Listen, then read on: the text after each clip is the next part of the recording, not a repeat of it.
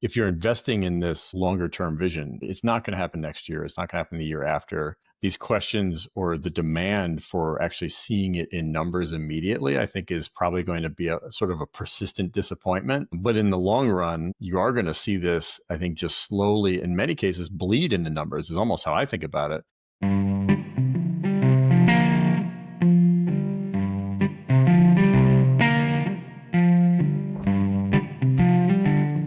Welcome to DeepTech, and our kind of broader topic is just state of the union and where we're standing in AI and some of the work that Doug and I and the Deepwater team has done around these models and how they're progressing. So since we last talked on kind of the broader AI topic, it was things were a little bit more murky. We had Liberation Day. We had a lot of these stocks getting hit pretty hard on concern that ultimately a recession would cause the hyperscalers and everyone else to start pulling back on some of the spending in AI. And what we have seen is the data points keep trickling in, that we're still early. And I love your take. Last night, Doug, we saw the Nvidia news about the H20. Can you give me your stream of conscience when you saw the update?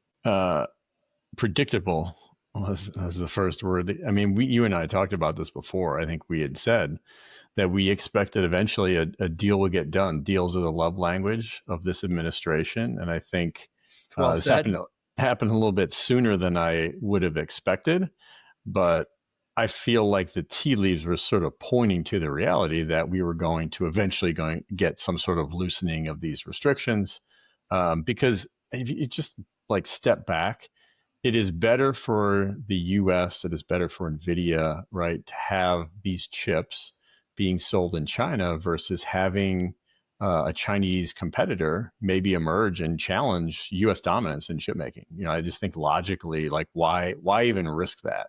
So basically, this would be like the iPhone. I remember a high-level executive at Apple once told me that the biggest mistake Apple ever made was giving Android some oxygen. They had priced the iPhone at a point that was kind of out of reach of most people, and Samsung and Google came in with Android below the belt. And is that kind of the same idea? Like, don't even give them oxygen. Don't give Huawei the window to have a conversation with customers.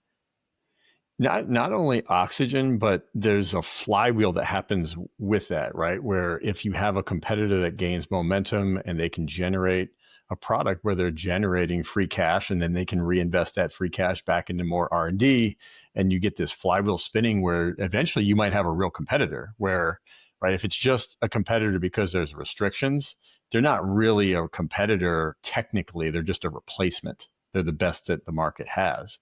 But they become a real competitor if they can keep reinvesting back into product development. That's the danger. In like a normal competitive environment, I would agree that you don't want to do that. You want to take the sales, get your chips out as fast. Don't give the competitors the revenue to continue to invest. But I feel like Huawei is like an extension of the Chinese government, and they ultimately have like infinite an open resources, an open checkbook. And so they still have a lot of resources. Yeah, for sure. So, like from my perspective, like, this came 6 months earlier than what I thought. We rewind to the Nvidia last of their April earnings call. Jensen says, like, I trust in Trump and we're going to find our way forward. And I kind of thought that it was 6 months away. So we're more or less on the same page.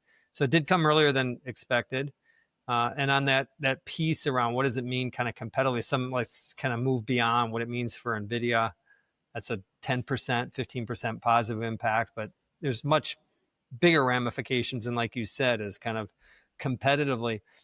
I'm surprised that China wants these chips so much that it's been a part of this negotiation. And this is based on a conversation that we've had with a former U.S. trade official that's talked about, this is 2 months ago, was talking about these rare magnets that the U.S. wanted from China, and that potentially something with NVIDIA would have to happen in order to kind of loosen that up. So this came from the highest levels that the Chinese leadership wanted this. And I guess what surprised me is more that they want to build on top of U.S. technology. Like if you flip the script, like would the U.S. want to build on top of Huawei? It may not be that they want to do it, but that they have to do it. Going back to the idea of just Nvidia, I think still has far and away the best product in the market, Yeah, even maybe if that's it's the a takeaway. Is like, reduced version. Yeah. And so I think it's like, your choices are this. Maybe if you're China, you can build on substandard hardware that really puts you at a severe disadvantage to try to create advanced next generation AI models, or you can make a deal with the US and get access to a decent chip from Nvidia and still be able to make more progress on the model side. yep.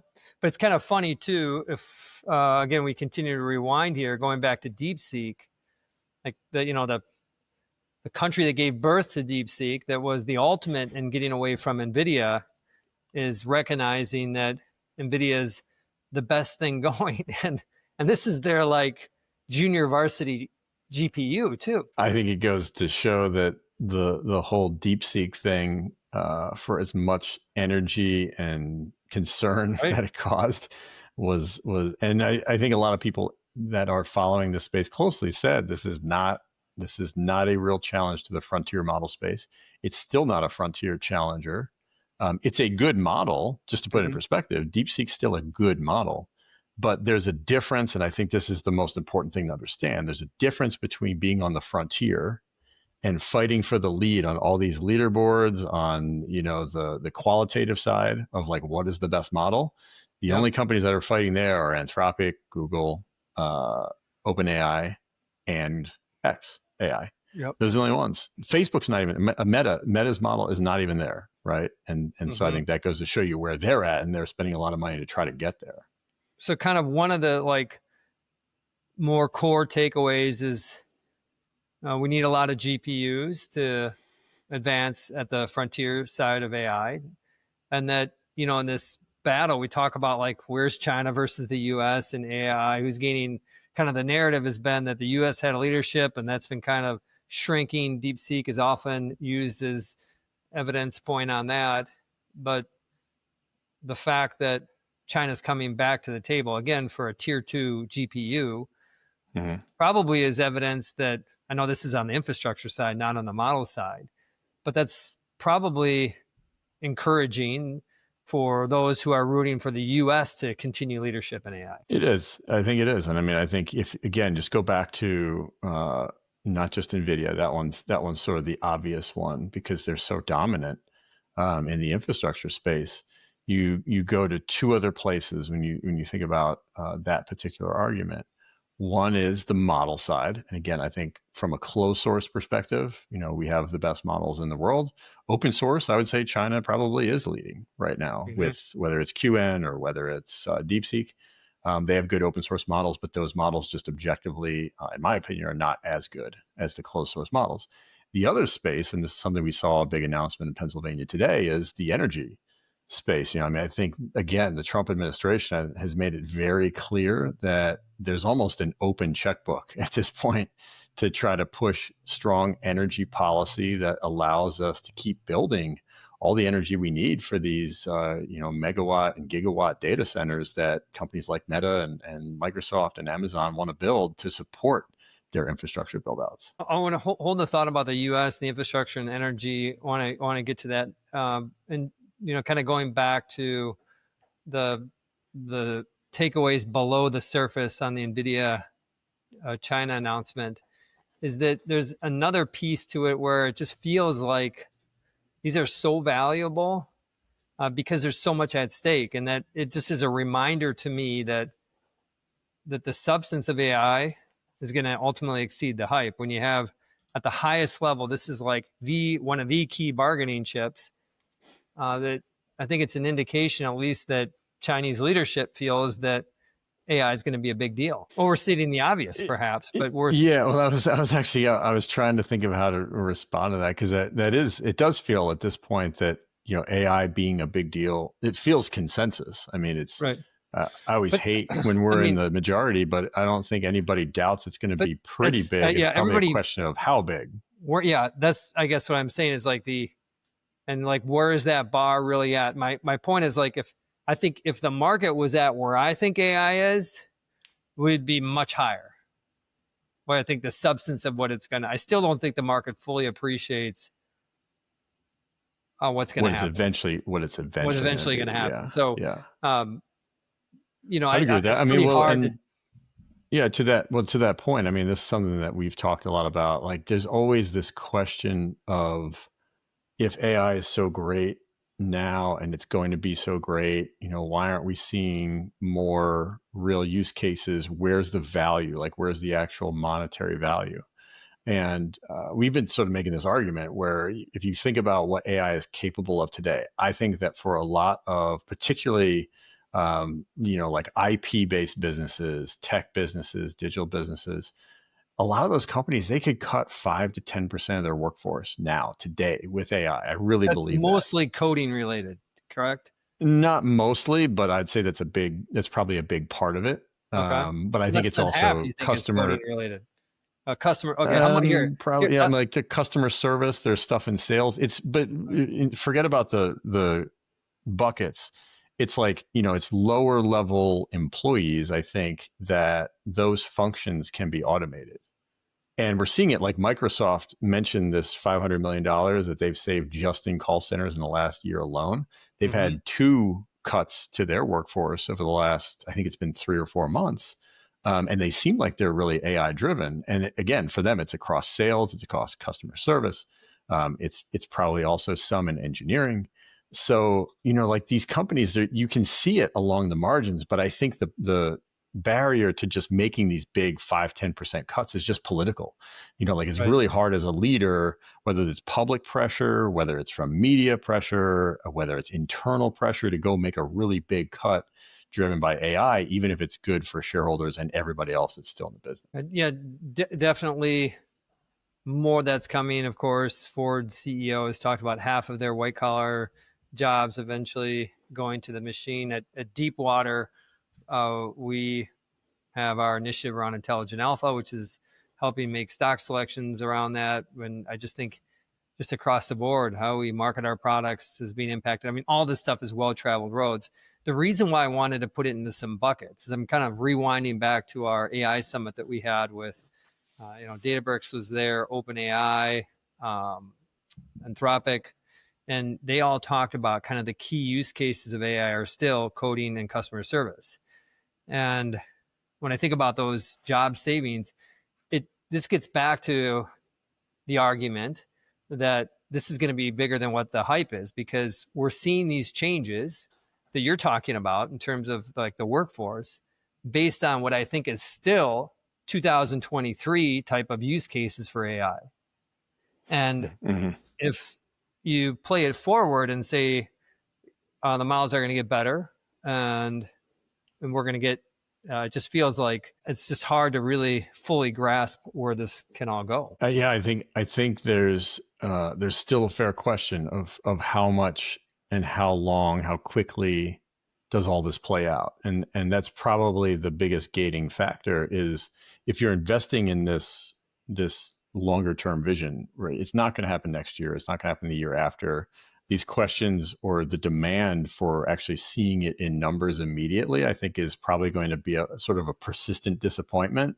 But in the long run, you are going to see this, I think, just slowly, in many cases, bleed into numbers, is almost how I think about it. Where, if you think about a company like a Microsoft, or probably, I mean, name another Fortune 500 company that's probably going to be more conservative in terms of how they approach it.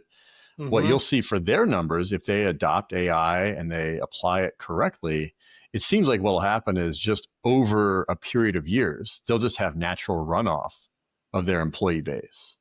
So Right. instead of hiring 1,000 people like they normally do, maybe they just let 500 people churn out. And so net, you have, 1,500 or whatever. Maybe it's a percent or two a year. And it might take 5 or 6 years to really see it in the margin. But all of a sudden you'll say, wow, our margins have expanded, by 10 percentage points, right? Or something Uh-huh. like that. And that's how it adds up slowly over time. Makes perfect sense. Yeah, the piece around labor, super important. But those would be to kind of recap back to rewinding when we saw the news, like a little bit earlier than we thought. But I think like the substance of what this means for broader AI goes well beyond what's going on with Nvidia. I wanted to circle back to that conversation we were having about the lead with the U.S. And you had mentioned energy. I missed that data point around what's been happening in energy. And so, based on, I had this recent visit to Redwood Materials. That's JB Strobel's company. They've announced a new product called Redwood Energy, where they use basically used EV batteries that come back with a lot more useful life, like 80% useful life. Like more than half the batteries come back with like 80% of useful life. They're kind of Mhm. putting it together in an array and creating backup for whether it's renewable energy or just for the system backup.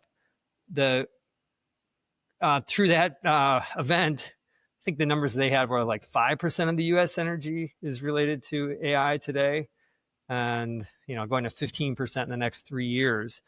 And so I'm curious. I missed kind of the takeaway from the more recent one. You said open checkbook. Is that, when I hear that and think about energy, I think nuclear is probably front and center of that conversation. I think nuclear is going to be a part, and I'd say two things. One is the news today is there were a handful of companies, Google, Blackstone, CoreWeave, all announced tens of billions of dollars that they're spending in Pennsylvania to build out more AI infrastructure. In Pennsylvania, we already have Microsoft reopening 3 Mile Island, so to the nuclear play. And Pennsylvania, my home state, very proud of our leadership, I think, as it were, in nuclear. We're one of the most nuclear friendly states in the U.S. And Sweet. I think Nice nuclear is going to extension. be, it almost has to be a huge part of the solution to the huge energy demand. There's, I think, an internal desire from a lot of these model building companies to use renewables. So, whether that is maybe a solution like Redwood partially, or solar or wind. But I think the reality is it just doesn't feel like you can generate enough juice from the purely renewable stuff. And I think the next best thing for many of these companies is going to be nuclear. So we'll see Right. more and It's more spent on but nuclear. the difference is you can get renewable up and running in 6 months. Right. And Yeah, what's the nuclear time frame? 5 years? it's brutal. Yeah. And I think I that's, don't even if, know, what is it? Is it 10 years for a? Um, I just read a report on this number and I don't remember off the top of my head, but I think it was between probably 5 and 10 years. The Okay. hope, though, would be that with some of these smaller Yeah. modular reactors, if we can get some maybe different policy, both at the federal and state level, to expedite approvals, maybe it could be something that might be 3-ish or 4-ish years, but it's still a few years. Yeah.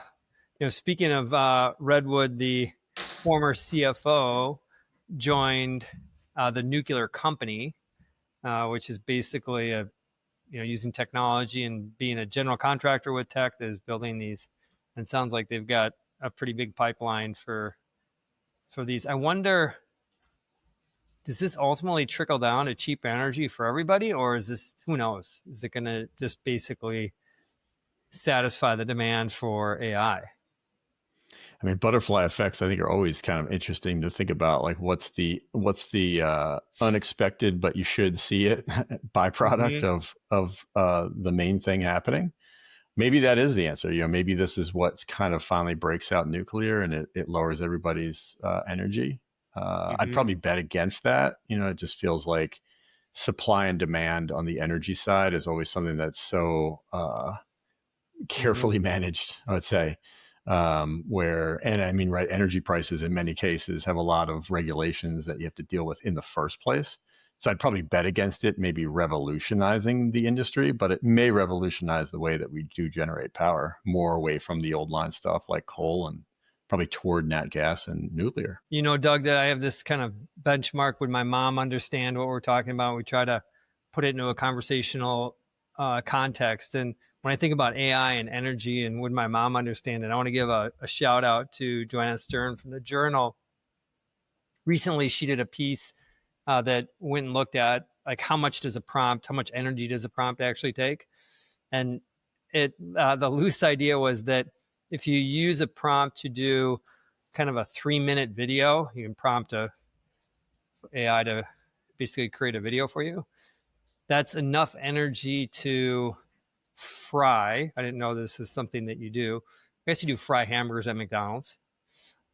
It's for you to fry a hamburger, and like that kind of hit me like that's a lot of juice. It is.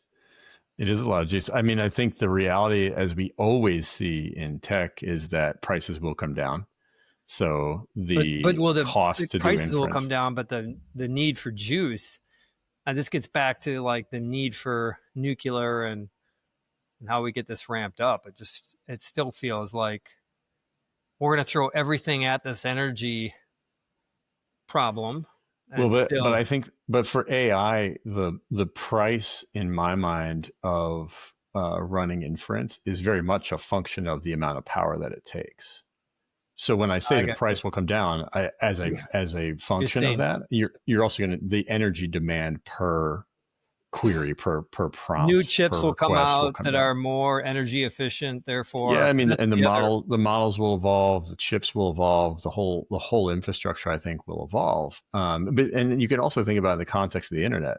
There's this law called it's Nielsen's law of bandwidth, I think, which basically okay? says like the demand for internet bandwidth basically grows by like 50% a year, and it has for a really long time. It's insane to think about that. Like that's Really. exponential This is growth. after I thought Netflix was the big X factor in that, and then that kind of topped out. Yeah, I think so. Like this is one of those laws, like Moore's law, where like it hasn't tracked maybe 100% accurately, but I think directionally it has. And if I recall, like there was it was 30 to 40+% growth for bandwidth. I think each of the last several years, maybe last year it was in the 20s, but it keeps just growing at this solid double-digit clip because people Hmm. want more and more access to internet, right? And things that are on the internet. I think you're going to see the same thing happen in terms of demand for AI. You'll have this continued demand for more and more and more queries, just like we've seen more and more and more search for 2 decades with Google. And the companies will have to figure out how to deliver on those more cost efficiently to make products that people will actually pay for and continue to be able to use, to afford to use. Man, when I hear that about the bandwidth, I want to cut Comcast some slack. Like for as much grief as I give them, they're putting up with a pretty big ramp in demand. It's So crazy. we talk about search. Of course, the models are adding. Most of that heavy work isn't done through the pipe to the data center. It's done at the data center level, but undoubtedly, it is increasing the amount of data that's being used over the internet. And we've been testing the models around kind of which ones are the most useful for us, and spend some time with all the majors. So that, of course, would be uh, OpenAI and GPT and Grok and Gemini and Anthropic Opus. And we I don't think we did any of the Llama models, but kind of focused on those other four. And um, this was we had Brian from our team work on this, and then we kind of compared it with our own notes too. And I think it's kind of fun. It's a common question we get, like, which model is the best?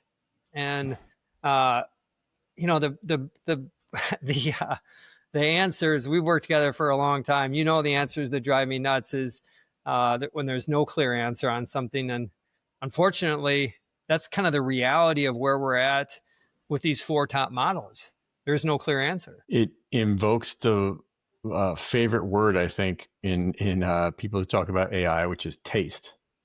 Which is your favorite model might be different than my favorite model, and that's kind of the reality, the subjective reality of what AI is versus what search is. Just as an example, Yep. search is fairly binary. Like it either answers your question and it's pretty good, or it's not. With these models, because like every answer is so complex, like crafting an email response versus doing stock analysis, versus having a conversation about how to make your business better, like they're all such different things. Right. And one model might be really good at one thing, and another model at a different one. And so that's where I think this idea of taste comes in, both on the human side and on the model side. Like I think the models are a reflection of taste of the creators in a sense. And But so that's where things start to get really subjective outside of this world of benchmarking. And then there's that taste side about how we as in our work environment and just in everyday life use these models. And then there's the question about like the substance for like industrial strength AI. I mean, I think about companies who are doing drug discovery or just much more need the models to reason more, and it feels like we're starting to see at least some clear lines around that. So we've got the taste side. So let's talk a little bit about the taste, and then we can talk about kind of who's got the best chops. And so when I know you spend a ton of time on this in terms of the taste of the model, I know from Brian's perspective, he really likes Anthropic Opus 4. Yeah, if I had to rank them, and this is really based on how we use them at Intelligent Alpha. So we're using the models to do stock analysis and portfolio management. And if I had to rank the models right now in terms of which ones I think perform the best, GPT would be my favorite, and Opus, Claude would be a little bit more toward the bottom. But I think GPT and Gemini, for me, are the two that perform the best right now. GPT and Gemini, which is Mm-hmm. kind of been the long favorites from the start. And then, but The two heavyweights, Brian yeah. really liked comes back to taste, this taste idea. He really liked the kind of the conversational side of it, and I guess the UI too. And so I guess goes to show when consumers and everyday people are benchmarking these models, taste plays a big part in it. So that's one side of the equation. Then the other side is around like the harder benchmarking, and this is like LLM, was it Bot Arena, LLM Arena, and then Chatbot Hugging Arena, Face, LM yeah, Arena. for Yeah.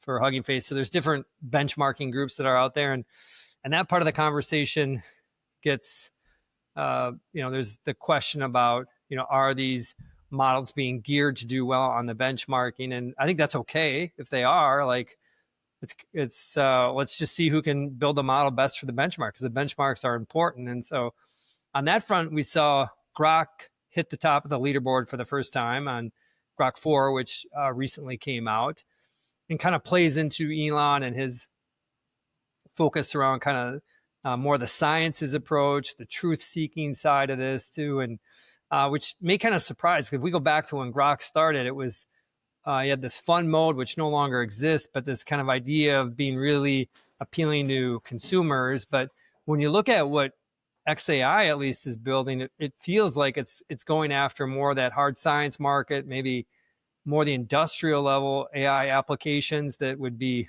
accessible down the road. Is that the right way to kind of think about at least how Grok fits in and XAI fits into this conversation?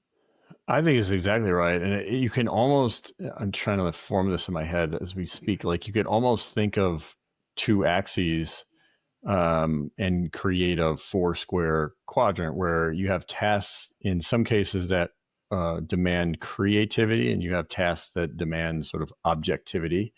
And then Yep. you have tasks that are sort of like, mathematical in practice, and tasks that are qualitative, or grammatical, or whatever you might want to call the other spectrum on the other side of math. And I think if you're really thinking about, when you're getting into the world of probably math and objectivity, it feels like that's what Grok is really designed to be used for. I mean, Elon Mm-hmm. has always said that Grok is this optimal truth-seeking machine. And so what is truth-seeking? It's going to be something that is objective, and math is absolutely more objective than things that are on the qualitative side. They're often more creative. So who's So I that going to think appeal to?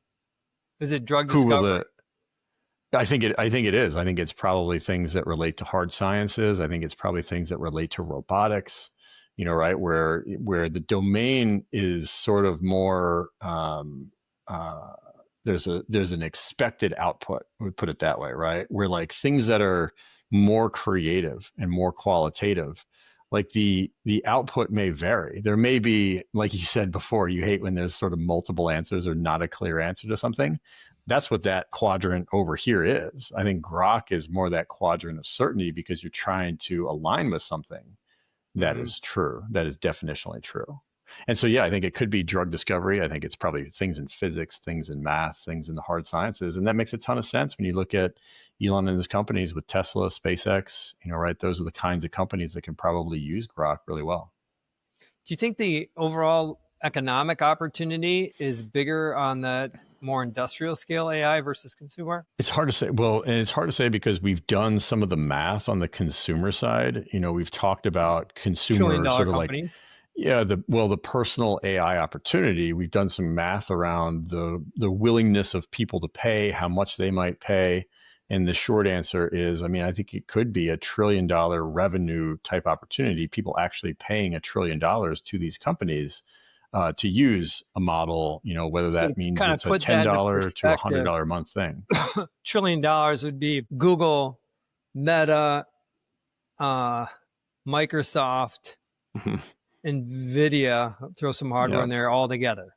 Yeah, and probably a little more if I'm doing the math right. That's probably a little bit short of $1 trillion. So it's a big market. It's massive. How big Mm, could the industrial market be? I'm not quite sure because we just haven't really done the math on that one. yeah.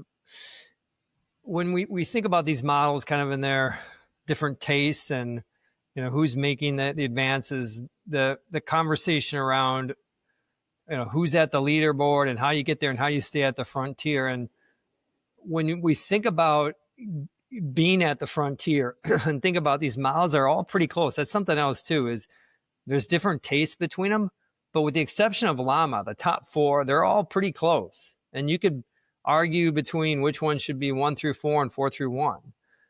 And when I see that today and think that competitive dynamic is going to play out in the next 3 5 years, when you have a world where the models are all pretty close, how do you create distinction from your business? That's why I think like the consumer side, it's a taste thing. People go with the models that they more align themselves with.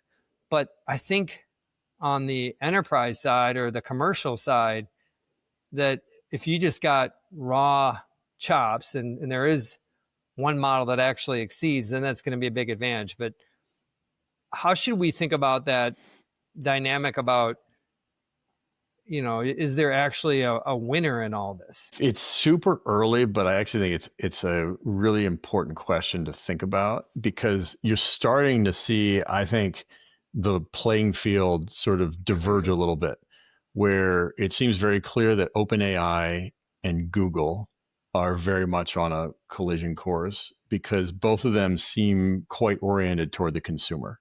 Google makes a ton of sense. They've already got the consumer, right? And OpenAI, I think, is the leading brand right now in most consumers' minds. So those two are on the same path. Mm-hmm. Uh, Grok and XAI, I think, pretty clearly is trying to distinguish itself to be more over on that sort of math focused, right? That might touch on Right. coding a little bit, industrial. It does feel like they're on a different orbit, and that doesn't mean that Google and OpenAI won't touch, the enterprise side, and it doesn't mean that Grok won't touch the consumer side. But I think that distinction makes sense. The funny question is, like, I'm not quite sure where Anthropic's trying to go because I think they're known for having probably the best coding, assistant of all of these tools. I think Grok had really good numbers in that too. But they're the one they almost feel a little bit lost in the middle because they just don't have a strong enough consumer brand. Most consumers don't know Right. that model versus Google or OpenAI. And it doesn't feel like they're fully embracing the Grok side. So they're the one I kind of wonder about. And then I'll throw one other in there, right? Like Llama feels like it's off the chessboard right now, being completely retooled and re-envisioned, and will eventually come back on. And I don't know where that one's going to go. Yep. Yeah, that's going to be the dark horse.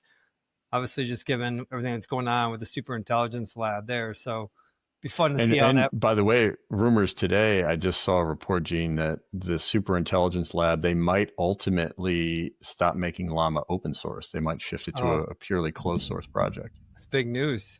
Right. And then Yeah. yeah, you've talked about them turning on an AWS type of a product as well that could support that.